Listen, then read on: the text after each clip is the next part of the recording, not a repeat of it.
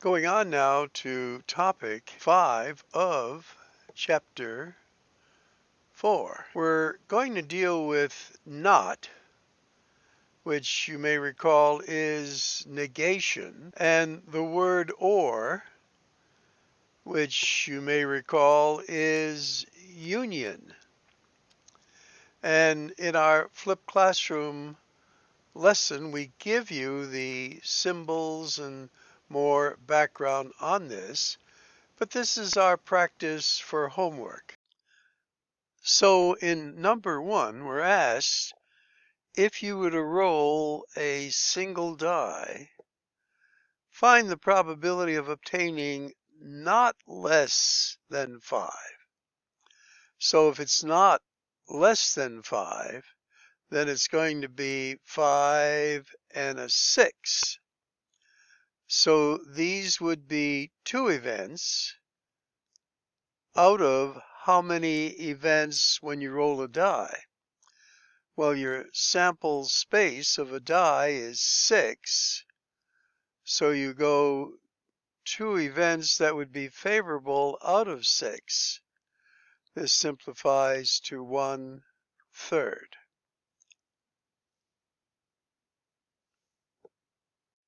For example 2 now, we're dealing with a deck of 52 cards. First, find the probability, and then the odds. Now, for part A, the probability that the card is a king, and remember or is union, or a queen. Now, there are 4 kings in a deck, and there are 4 queens in a deck. And what is your sample space? Well, 52. So this is going to be 8 out of 52, or 2 out of 13. Now, part B is cut off, but we could put it here. What would be, this is your probability here, what would be the odds now of getting a king or a queen? Well, that would be 2. But now we have to subtract that 2 from the total 13, so that would be 11.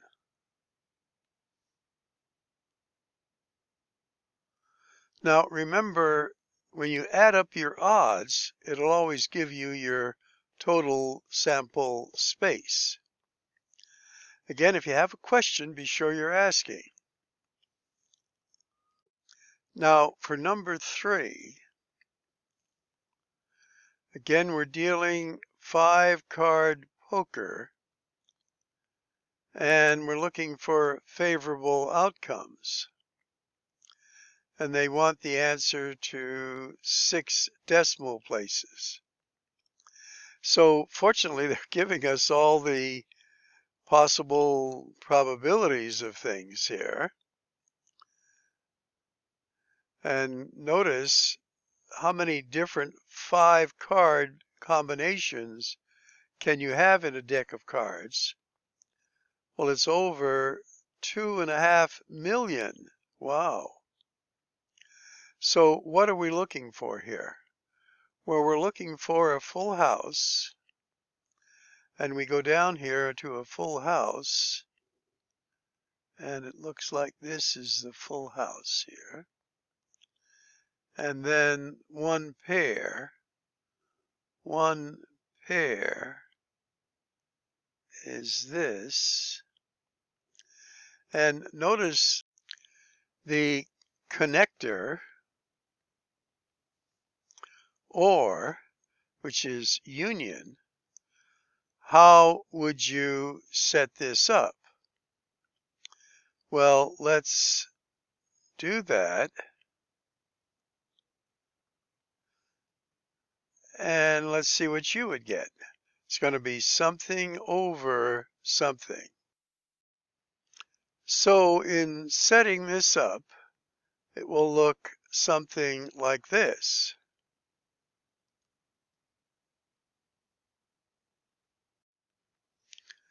So there are the full house, 3744.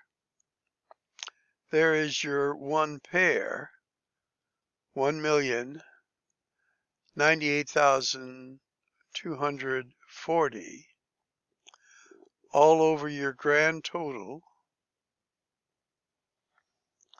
And now you're going to add this, divide by this, and you should get something like this. Now, as we look at this, there are 7 decimal places. They only want 6. So reviewing one more time, you go to the 7th place. 1, 2, 3, 4, 5, 6, 7, which is a 6. You're going to drop the 6 and add 1 to the 09 here, which makes this 1, 0. So your answer is 424010. Now, when you put this into the software, you might say, oh, I can drop this 0. But then you're only going to have 5 decimal places. They wanted 6, so be sure to put that 0 there. Now, one other thing before we leave this, you're going to have a number of other kinds of things. You have to be careful if something is repeated, you don't count it twice in the probability. But how did they get the number of total hands in a deck of cards? Well, for this, we're going back to a previous lesson where we talked about permutations or combinations.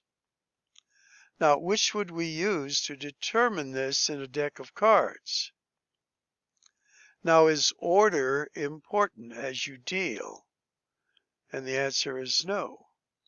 So when order is not important, we use combinations. How many cards in our deck? Well, there's 52. How many do we want in our hand? 5. So take a moment, put this in your calculator again, and then see, you will get this when you do that. And that's how they got that. Okay, well, let's go on. All right, again, looking at example 4. Here we're given tables where here's the definition and there's the probability. So we're saying that the range of par, which is 70 for the course, what would the probability of the event of par or above? That would be higher. So this is below, this is below, this is below. So we would start here.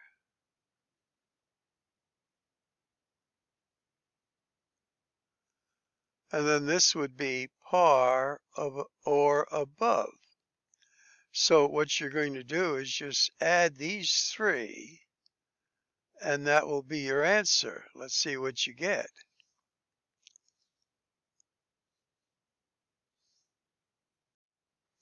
Now, another question. What would be the complement of this? Well, the complement of this would be this subtracted from 100, which gives you 0.39. Okay. Now, notice if we had this and its complement, that would add up to 100%. Now, also, if we were to express this in odds, this would be 61 to 39, that you would have par or above, that you would have par or less, or I should say below par, you would just reverse these numbers.